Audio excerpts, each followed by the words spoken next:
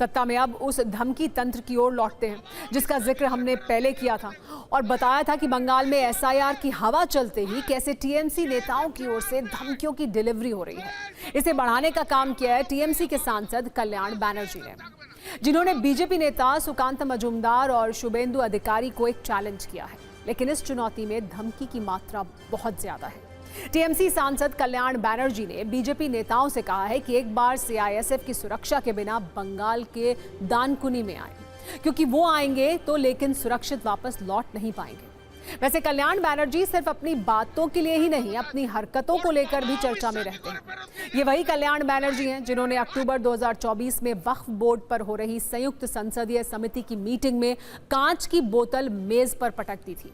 आपको याद होगा, इससे पहले टीएमसी सांसद का एक और वीडियो वायरल हुआ था जिसमें वो संसद परिसर की सीढ़ियों पर तब राज्यसभा के सभापति रहे जगदीप धनखड़ की मिमिक्री कर रहे थे और बाद में सफाई में कहा था कि मिमिक्री करना तो आर्ट फॉर्म है।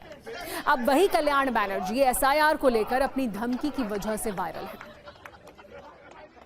सीआईएसएफ बाजार কত বড় ক্ষমতা আছে ওর বাবা অমিত শাহ কি করে ফেরত নিয়ে যাও কে দেখবো। আয় সুকান্ত আয় আয় সিআইএসএফ ছাড়া আসবে আয় চলে কত তোর লোক আছে আর আমরাও লোক নিয়ে যাব আমাদের লোক। কোনো সিআইএসএফ থাকবে না, কোনো বিএসএফ থাকবে না, কোনো পুলিশ থাকবে না। সুকান্ত তুই আয়, কবে আসবি নোটিশ দিয়ে আয়। আয় শুভেন্দু আয় আয়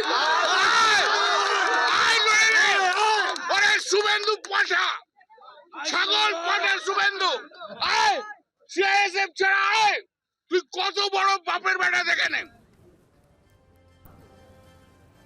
वैसे बंगाल में एसआईआर पर कलेश के रुझान आने शुरू हो गए हैं। कुछ जगह एसआईआर प्रक्रिया शुरू करने पहुंचे बीएलओ यानी बूथ लेवल ऑफिसर के विरोध की खबरें भी हैं।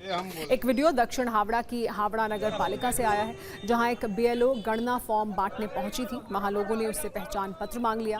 बीएलओ ने बताया कि उन्हें अभी जिला कलेक्टर से कोई आईडी कार्ड नहीं मिला है, जिसके बाद स्थानीय नागरिकों ने विरोध करना शुरू कर दिया। बहस होने लगी और अभी तो ये शुरुआत ही है। बंगाल में तापमान अभी और कितना बढ़ने वाला है, ये नेताओं के बयान से महसूस किया जा सकता है।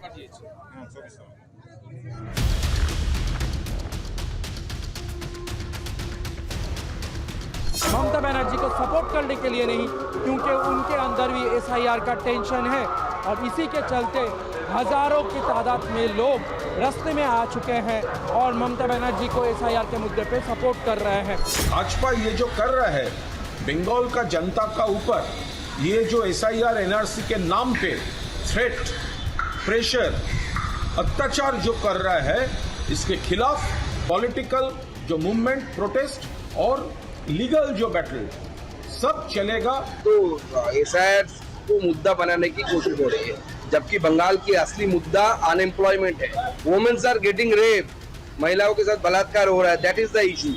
इन सब इशुओं को दबाने के लिए ममता बनर्जी और अभिषेक बनर्जी तृणमूल कांग्रेस पश्चिम बंगाल में जनता के खिलाफ युद्ध कर रहा है। किसी को पेड़ पे बांध देंगे, बीएलओ अगर घर पे जाए, अगर कोई पूछे तो उसका बाप का नाम पूछो, उसका परदादा का नाम पूछो।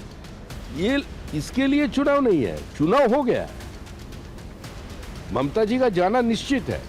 और राज्यों में तो पता नहीं क्या कर देंगे, विपक्ष का सारा वोट काट डालेंगे और फर्जी वोट जोड़ लेंगे। जनता भले न जिताए, लेकिन वोटर फर्जी वोटर लिस्ट से जीतते रहेंगे। बांग्लादेशी को बचाने का लड़ाई किसी का नहीं है। वो यहाँ आए हैं अवैध रूप से और यहाँ से जाएंगे। ऐसा एक बात बहुत साफ हो जाएगा। जो उनको यहाँ रोक कर रखने का प्रयास कर रहा है, उनको भी साथ में जाना पड़ेगा, उनको समाज से अलग करना पड़ेगा। किसी चीज़ का विरोध करना हमारा अधिकार है और ज़्यादातर विपक्ष के दल मान रहे हैं कि एसआईआर की पूरी प्रक्रिया केवल भारतीय जनता पार्टी को मदद करने के लिए